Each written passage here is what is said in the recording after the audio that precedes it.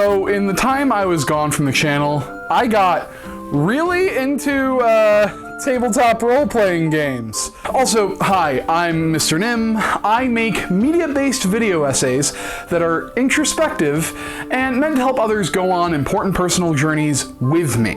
I wasn't always like this, but here we are in 2021. I got into tabletop RPGs because, if I'm honest, I've always been interested in them, and I just haven't had the chances to engage in stuff like that. I'm an artistic guy, but I haven't quite found something that was totally and fully satisfying to do. Writing scripts was fun, but I never felt like they were quite good enough to put on the screen. Making games is really cool, but really tough and not something I can do alone. Writing books or short stories is alright, but not quite as interactive as anything else I just mentioned. And I used to be a theater kid in high school, so that's pretty much it for me in stage shows for a long time. It was when I sat down and played my first game of Dungeons & Dragons that I felt like I was doing what I was meant to do. Oh, and I should also mention I started behind the Dungeon Master screen. Now, I promise that is not just a humble brag, although, yeah. But it's important to the story at hand. And I didn't go in totally blind. I'd watched hours of High Rollers D&D streams. I'd already started building a homebrew world. I'd been given the core rulebooks for Christmas. So it wasn't a blind run, which therefore gave me the distinction of being my group's primary dungeon master. The guy who always runs the game and never gets to play one. And despite what most forever DMs will tell you, that's my personal favorite thing to do. I don't mind playing, but I personally prefer to build a world and have people run around through it. It's the experience that I wanted to get into the hobby for. I enjoy playing every once in a while, but I vastly prefer being able to introduce my friends to a new world, or in some cases, a new system. See, because I'm the DM, whenever there's a new system that I want to try out, I'm the one who does the main part of the legwork to learn it, pitch it to friends, get all the materials, and most importantly for our case, run it. I've gotten a lot of games, most of which I haven't actually run. One second. Zorro, City of Mist, The Witcher, which was actually a gift from my best friend.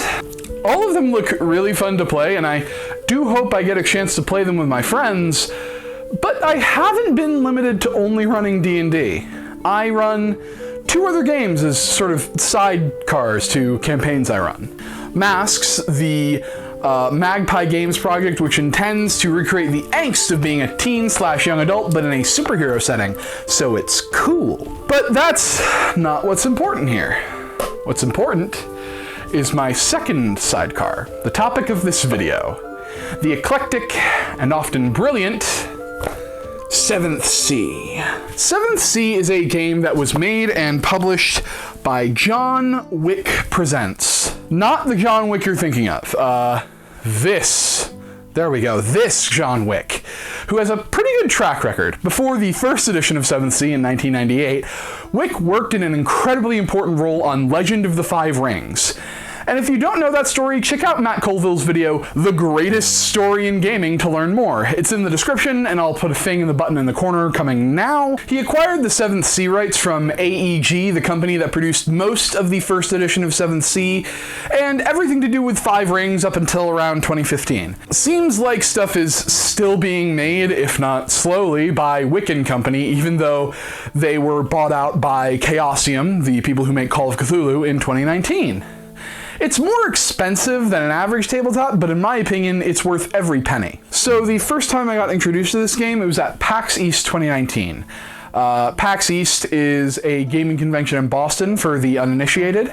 The previous year, 2018, I'd gone to 2 days of the con with my best friend, and she was more interested in the tabletop section of the con than anywhere else. During 2018's PAX, we met a couple of nice people. One guy was a nice dude who was just generally a tabletop fan and very friendly and outgoing guy. We met him in line for some panel, and I'll always remember he wore a scarf a lot. He's a very minor part in this, but still important.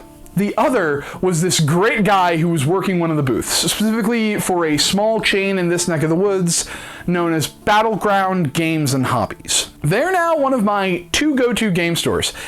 Even though the one that I go to is a little bit further out from me, and they always have a huge lane of tabletop booked up for a vast display of war games, board games, TTRPG books, and supplies. During the 2018 event, the guy working the booth had sold my friend on Blades in the Dark, another tabletop RPG that I have not had the pleasure of playing yet, but he did it by weaving this beautiful sales pitch together.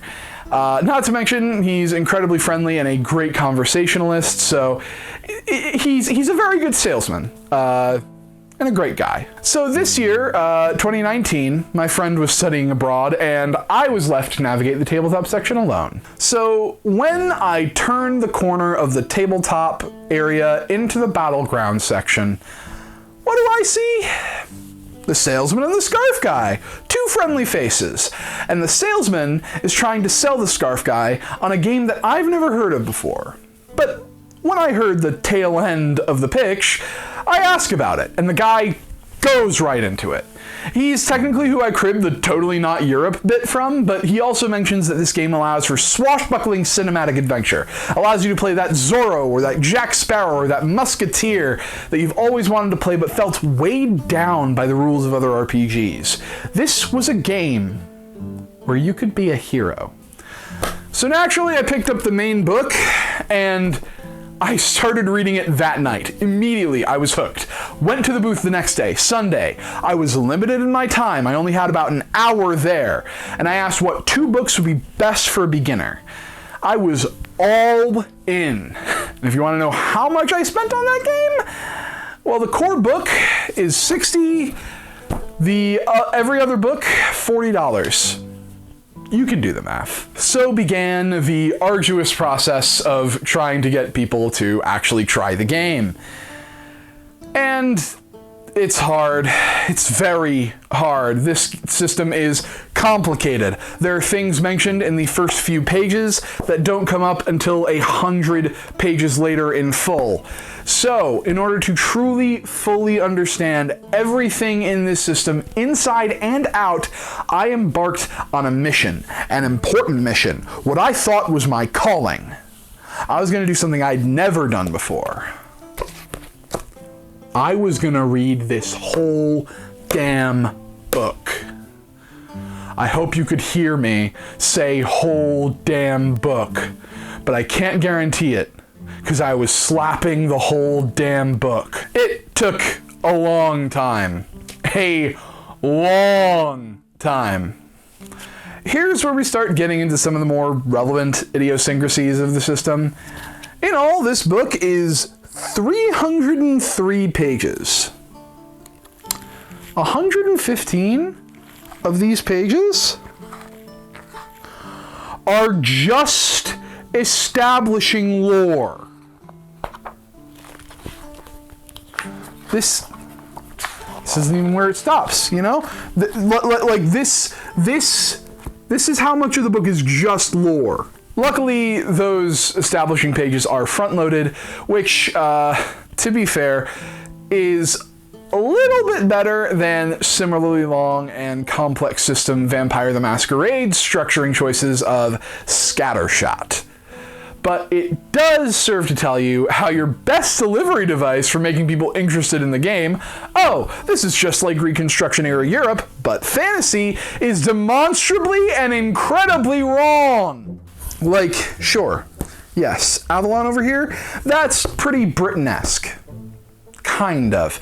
Not actually, because, by the way, this game assumes that the current society functions without racism or prejudice at a systemic level, which is kind of a mixed bag because I feel that it works better in a system that is not based off of a time period that is so close to the transatlantic slave trade. But I'd also argue it uncomplicates character creation and leaves a lot of openings for more creative conflicts. So like I said, it's kind of win some, lose some. It's kind of a mixed bag.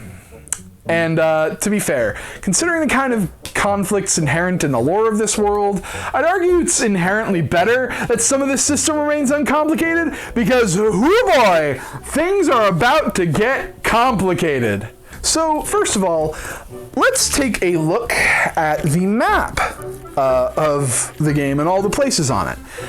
You may notice some weird placements in here.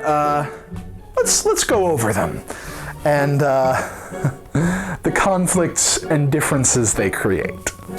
Montaigne, aka France, is where Spain, aka Castile, should be, but also kind of where France should be. The hyper-Catholic French monarchy, fuck that. The Sun King literally one of the nicknames of Louis XIV. He's an atheist now. The Catholic Church is a weird mix of views. And then there's the Republic. I don't know what's going on. Castilian Inquisition. It's not even Castilian Inquisition. That the clock is coming said against the church. Anything else but France. Montaigne. And we haven't even discussed objectionism yet. That's the fucking Vendel League from Weston Menavinger to try and discuss and explain how as easily they go down when you're playing as Prussia in Empire Total War. Do you?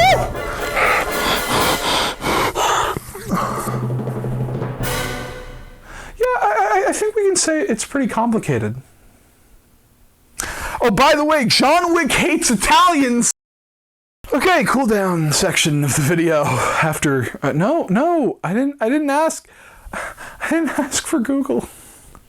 It read okay, cool down as the phrase that triggers the thing. Okay, I think that jumbled mess gets across how absolutely insane the whole lore is. But reminder, that's only the first 115 pages of the book, or more accurately, actually around 101 of them, as the first few pages are actually a cool little prologue story that's really fun.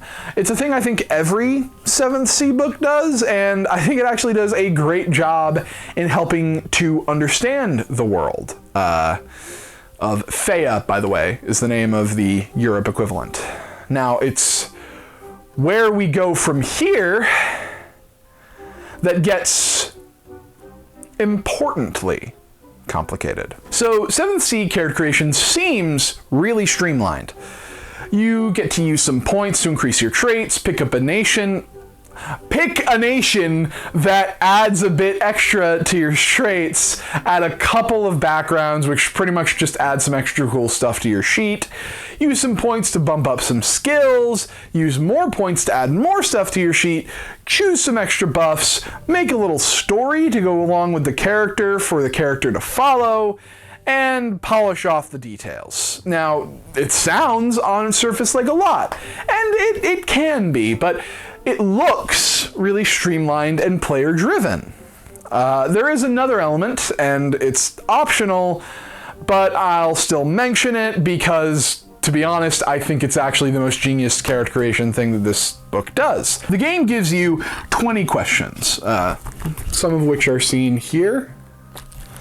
And while some are more poetic than others, they generally help the character get a basis that should speed up character creation even further later in the game.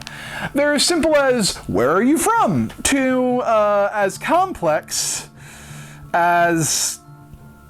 Hold on, let me just read this one straight from the book. I'm gonna pause my teleprompter. Let me just read this one straight from the book. Number 7. What about your hero's psychology? Is it hard for her to restrain her anger or hatred? Does her passion always get the better of her? Maybe she thrives on the rush of adrenaline that battle brings with it and disturbs her comrades with laughter during a fight. Does a particular song bring her to her feet, stomping and clapping? What song or play brings tears to her eyes? Yeah, I don't know what the fuck it means either. And yes, it's clearly a lot. It's that particular question, probably the weirdest and most nebulous one of the lot, but it's something that helps you think about the character no matter what. I recommend this system for pretty much any game, provided that you can set aside a whole session to just do character creation. But with 7th Sea, that doesn't look necessary even with the 20 questions. You can put a pin in that. We'll come back to it later. So once character creation is done, we get to how the game is played. Now, if you've played Vampire the Masquerade, you're already aware of the first step. In any situation where dice need to be rolled, you're rolling a combination of 2 numbers from your sheet that the GM tells you to roll in D10s. Those are your traits and your skills that I briefly mentioned earlier during character creation. And that, the gathering dice stage, is where the similarities between 7th Sea and Vampire end. So when you take what the game calls a risk, you roll up those dice. The GM sets out a situation, and I wrote down the book examples for this. A burning castle, 3 stories in the air, a chandelier on a rope, 3 tapestries, and a suit of armor. You're in the castle. As the GM, you're not just outlining the danger. You're outlining potential secondary threats and any means of escape. The player takes that information, tells the GM what they want to do, and if it's risky, the GM tells them both that it is a risk and what trait and skill to use. If the player wants to cut the rope and climb to safety with it, the GM in the book rules that it's brawn plus athletics. I don't tend to argue with designers, but that does seem really weird to me, but nevertheless, the player gathers the appropriate dice, and the GM lays out the consequences, like getting burned, and the opportunities, like snagging some neat stuff on your way out. And then you roll. Okay, I'm not going to be able to explain the rolling without getting to a table and showing you. So I'm going to try that. If the audio sounds better, I'm recording this the second day of filming for me, or really the third day, because I had audio troubles the first day and technically the second day, and I've probably mentioned it in a card right at the front of the video, but I'm trying to fix them. I'm trying. So I'm stuck at a table. This feels like a mistake, but it's important. Ignore the mess behind me, please, for the love of God. I can't do anything about it. I just can't. As I said earlier, you're gonna need some D10s. Why did I do that? Why did I do that to myself? So I'm gonna use these dice. They are the best to read. So we have our whole thing set out. We have that the person wants to escape using the rope to climb up. So the GM sets out the consequences, potential consequences that you can avoid of the risks, and opportunities of the risk. The consequences in this case are damage from the fire. Specifically, 2 points of damage, 2 wounds as they're called. 2 wounds, and there are some papers on a desk. Now, each of these will cost something called raises. What are raises? Let's figure it out. Let's say I have 2 brawn plus, I'll be generous with myself and say 4 athletics. So that brings me up to 6 dice that I will roll. I have a 9, a 7, a 1, a 4, a 6, and a 6. So what I'm going to do with those now, the 9 and the 1 go together to create a set of 10. The 4 and the 6 also go together to make another set of 10. And the 6 and the 7 also go together. The 6 and the 7 also go together because a raise can be 10 or more. There are certain things that are advantages that will let you have more raises if you get like a set of 15. It'll give you 2 raises. I think that's part of the give and take of damage, but we're not getting into that because this video isn't really about all this. That's 3, count them, 3 raises. To do the action successfully at all, it does cost 1 raise. So that's always going to happen. But aside from that, you now have a conundrum. You can either completely negate your damage or take 1 damage and also get those important documents that will otherwise be consumed by the fire.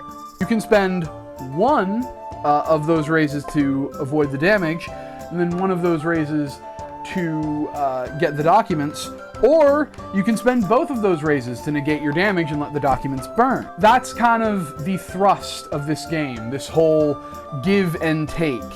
Now, let's just roll this again, see if there's anything else notable. Yes, there is actually. This on its own is a raise. Hopefully I can use something from that footage.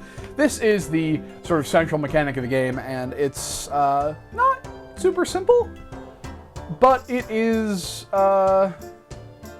definitely interesting. But, you know, I'm only partially trying to get you to play 7th Sea. I want you to play 7th Sea. It's a really fun game. Play 7th Sea with me, please. This is just important for context for things coming up. There are some other rules, but that's the core of the game. Rolls, raises, and all that stuff. And that, to be fair, actually does sound really complicated, and it gets more so when single risks become whole scenes, and when you add hero points, which are a little extra system that we don't have to cover to the mix, your chances of understanding drastically go down. But the game does actually provide written examples of both an action and a dramatic sequence, which, by the way, is just RP versions of risks, and those are a lot more practical and easier to understand. This should be all that I need to run the game. Put another pin in that. So now I've read the whole book front to back. Maybe skipping over some sections that were meant for players here and there, but I get the gist, and so I go on a quest to try and introduce more people to the game, try and play a one-shot. I actually get some little one-shot adventures from the Chaosium website to help me, another pin. I come up with other story ideas and build them up from nothing into something. It all keeps going and going and going until finally I get a chance to do it when not everyone is able to show up for D&D. Now, this is, of course, something I let the players choose. It would either be this, there we go, or masks. And when the consensus of 7th Sea was reached, with some hesitance from the players and a confident bluster from myself, I felt ready. We started off with character creation. Let me just pluck this pin. Always set aside a whole session for character creation in 7th Sea. Unless literally every person in the group has this $60 book and any other $40 books that you've got that you're gonna allow, just do it, especially if you do the 20 questions game. It's a great character creation system and helps you get a really good grip on who your character is and why they are who they are. But for the love of Christ, it took so long to figure out. Oh, also, if any character wants to do magic, you know, the really cool magic that you probably have at least a passing interest in, you have to go in a separate section that is like at least 50 or so pages past character creation. But, okay, that shouldn't be a problem. It took some time, but this was when we were able to be in the same room. I was able to hand the book out. No worries. Plus, I'm running a pre-written adventure. It's not going to be a huge hassle. In fact, I should easily be able to go with the flow and make things work. Right? I'm gonna pluck pin 3 before I pluck pin 2 and say that these modules, at least the one I chose, not really for beginners, or, if I'm honest, for true party play. No matter what you do when designing an adventure for any RPG, you really have to prepare for detours. Sounds like something that should be simple, but this fucking adventure. Okay, so it's the first part of a 4-part adventure that I thought would figure in well with a major story I was wanting to run. I had this idea that figured in with the lore of the world, and it involves this sinister group called the Novus Ordo Mundi. Or, you know, the...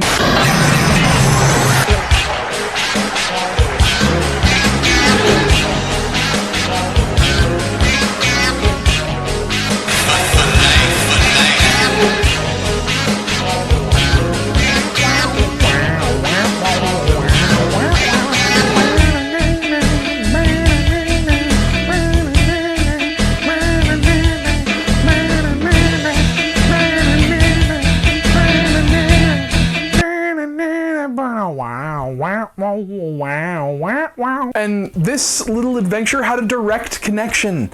It was also acting as its own hook since it's part of a 4-part adventure, and it seems short enough to run in a single session. If you haven't caught the gist of this whole shebang, it's very much not. First of all, it starts by doing some pretty heavy-handed railroading, which, if you don't know much about tabletop and you've made it this far, I'm proud of you. You're very resilient. Thank you. And it's basically when you make your players follow a very specific path. And while a certain amount of railroading is acceptable, it's much harder to do as a GM when it feels personal and artificial. When it means inserting something into a character's backstory, but you also have very little control over it as the person running the game. And so starting at a funeral in which everyone is supposed to be friends with the deceased, yeah, that does make things tough. It also throws the GM some weird, like, pre-written lines that are supposed to be emotionally resonant, but they come off really hollow if they're not able to be naturally incorporated into conversation, and they're not. In other words, the beginning is unforgiving for new GMs. You know, a rocky start is a rocky start. There's always a way to come back from that, and even though it's tough, combat might just be the way to next pin! The combat in this game, or more accurately, the action sequences in this game, are not well explained by the book. This is something I won't necessarily put on the book itself because it does the best it can. It lays out all the pieces for you and even tries to pull them together all in one big example sequence. Unfortunately for me, probably the most lacking part of action sequences in the book is villains, with a capital V. You see, what they tell you about villains, who are a step up from the regular enemy you'd encounter, is that they have health, some of the same stuff heroes have. They go first in initiative ties with players. They explain all these things a little bit deeper than that, but they expect you to start more with the brute squads and maybe some monsters, which are basically easier versions of villains in their mechanics. So they don't expect you to start with a pair of very unique villains, one of whom can raise the fucking dead. So now you're dealing with 2 powerful villains and a zombie, and the encounter that they lay out in the book only lasts a single round, so you have no idea what to do next off the top of your head if the round ends and things aren't resolved. There's a whole bunch more to this adventure, but it was shortly after this botched combat that we ended it. It had already crumbled pretty severely, and most of that is the fault of my overconfidence in a complicated, flawed system. And I do love most of this game's flaws. I think when played correctly, it produces a really fun and engaging experience that can't be easily replicated. But when played incorrectly, it can sour an experience and possibly the entire system permanently. So what's my advice? What's the lesson I learned from all this? Well, there's kind of a few, but they all generally come under one header, I think. And, you know, I'll try to prove that as I go on. I want to talk about specific 7th Sea stuff first, because I feel like I have less pertinent stuff to say about 7th Sea in particular, and more about tabletop gaming as a whole. So what did all of this teach me about 7th Sea specifically? Well, it taught me that maybe skimming some parts of the book is okay, as long as you get the idea. If I had to give actual advice on that, skim, but take notes. I've been doing that with a different system, Rebel Crown up there, and I'll probably go back over this 303-page book and do that too. Maybe make a few characters to help you learn. That's how I learned D&D. And then you'll have a few potential heroic NPCs to insert in your games. More importantly, start with sharing information from the book. There are some great online resources and some places that I'll link in description, and people will find what they need if you give them the book to hold. If you can't do that because you're remote, do what I did. Take a whole bunch of pictures of the book and send them to your group. This is not an easily understandable game for anyone, and while that easy hook still stands that, you know, it's a fantastical mirror of 17th century Europe, just know that you'll have to explain a lot of the lore and a lot of things as the game goes on, and let the players know that too. And I think that makes for a good segue into my broader thoughts. First, I want to talk about confidence, specifically that I misplaced mine. I'm going to tell another quick story. Same two players and I played a different game of 7th Sea at a different time. Different characters, different story, everything. And this time, instead of leaning hard on the book or a pre-written adventure, I decided to take a different tact. I made it all up! I had these two sail to Avalon because I'm confident in my British accent. I ripped a story from The Witcher 3. If you remember the Concerned Citizen plotline, it was basically that. I threw in the Castilian Inquisition and made a dramatic sequence, and the players enjoyed it so much more. And you know what the difference is? I didn't rest my confidence on my knowledge of the book, but instead on my own skill. So what I learned, and what I want to pass on to you, is that feeling. Be confident in yourself. Know your limits, but invest that feeling of faith in you, not in the text.